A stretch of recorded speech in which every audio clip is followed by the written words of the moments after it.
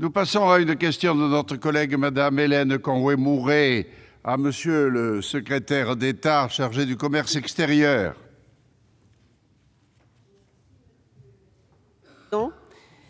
Monsieur le ministre, je me suis rendue en Nouvelle-Zélande en novembre 2014, pays qui se mérite, à 24 heures d'avion et 12 heures de décalage horaire de Paris, mais qui attire néanmoins de nombreux Français, puisque ceux-ci sont au nombre de 4 430 inscrits au registre, près de 3 000 non inscrits, auxquels s'ajoutent aussi 7 000 visas vacances-travail et plus de 50 000 touristes français qui s'y rendent tous les ans.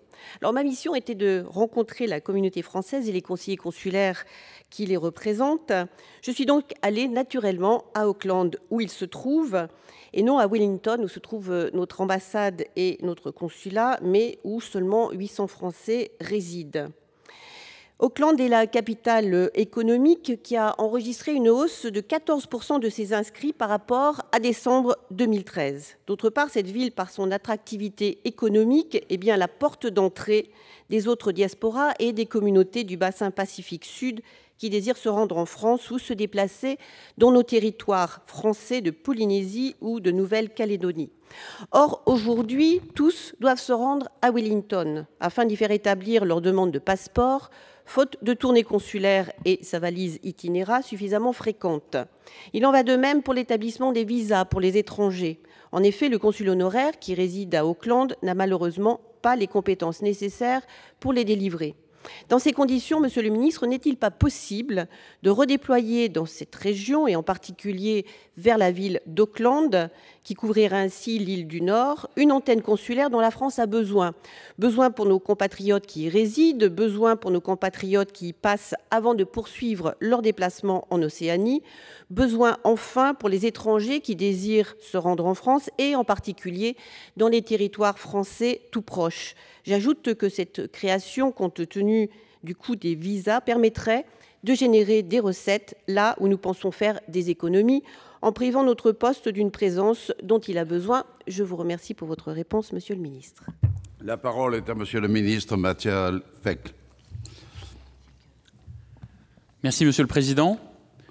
Monsieur le Président, Mesdames, Messieurs les sénatrices et sénateurs, Madame la ministre Hélène Conway-Mouret, la communauté française installée en Nouvelle-Zélande est administrée, comme vous l'avez rappelé, par la section consulaire de notre ambassade à Wellington. Elle est dotée de moyens humains et matériels jugés suffisants et elle est soutenue par 4 consuls honoraires. Elle remplit l'ensemble des missions consulaires attendues d'un tel service. Notre consul honoraire à Auckland, habilité par un arrêté spécial, délivre chaque année 400 passeports.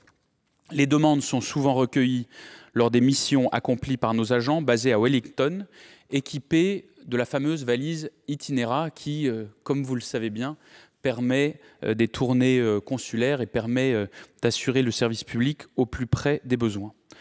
L'ouverture d'une chancellerie consulaire détachée à Auckland impliquerait au minimum le doublement des effectifs que l'État consacre à l'administration des Français établis en Nouvelle-Zélande, et ce, pour le recueil d'environ 2 demandes de passeport par jour ouvrable. Compte tenu des ratios habituellement constatés dans le réseau consulaire et des moyens qui y sont affectés, cela serait en l'état difficilement justifiable. Le ministère des Affaires étrangères et du Développement international veillera cependant à maintenir à un bon niveau la fréquence des missions itinéra à Auckland, tout en développant parallèlement l'administration électronique, particulièrement adaptée à un pays tel que la Nouvelle-Zélande, et notamment l'inscription au registre via une procédure dématérialisée. Par ailleurs, la fin de la double comparution pour la délivrance des passeports représentera, elle aussi, un avantage considérable pour les Français de l'étranger, et je sais que vous y êtes très attachés. Soyez assurés que nous accompagnons la mobilité internationale de nos compatriotes que, vous comme moi, appelons de nos vœux. S'agissant des visas délivrés au bénéfice des étrangers désireux de se rendre en France métropolitaine ou dans un territoire français d'Océanie, leur nombre, en très légère augmentation, dépasse de peu le millier. Et les Néo-Zélandais sont, quant à eux, exemptés de cette procédure qui concerne les nationalités tierces. L'augmentation potentielle que pourrait générer l'ouverture d'un bureau de recueil de demandes de visa externalisé pourra toutefois être étudiée par notre poste de Wellington, qui, dans l'hypothèse où une demande suffisante pourrait être identifiée, saisirait les services centraux du ministère de ce projet qui serait alors étudié très attentivement. Je vous remercie de votre question et de votre intérêt sur ce sujet comme sur d'autres, Madame la Ministre. Madame Conway-Mouret, vous souhaitez répondre au ministre? Oui, très bien, Monsieur le Président. Je crois que la réponse du ministre a été très complète.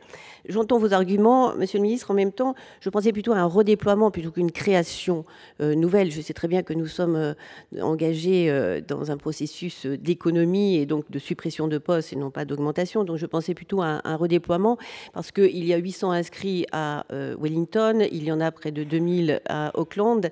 Et donc finalement, d'avoir une administration française qui se trouve là où se trouvent les Français, avec une mobilité croissante aussi de ceux-ci. On voit bien 50 000 Français viennent chaque année en visite en Nouvelle-Zélande.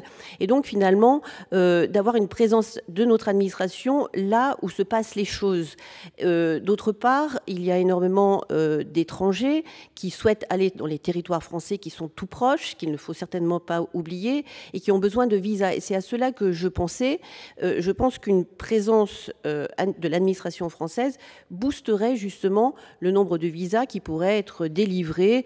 Je pense notamment aux Asiatiques qui se trouvent dans cette région et qui seraient peut-être incités à aller visiter nos territoires français. Je vous remercie, Monsieur le Ministre. Nous passons à une question de notre éminente collègue, Mme